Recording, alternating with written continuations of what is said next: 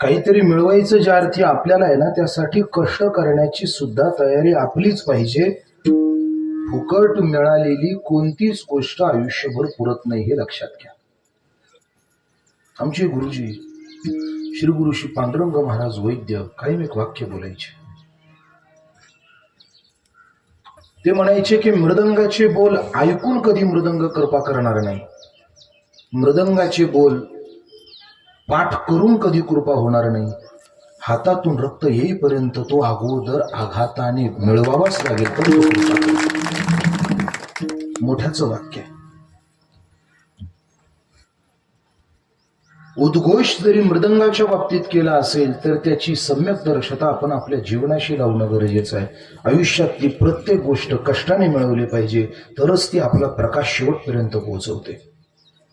उधार घेतलेली कोणतीच गोष्टीचा प्रकाश जास्त दिवस टिकत नाही, त्याच्यावर कालांतराने काजवी बसल्याशिवाय राहत नाही.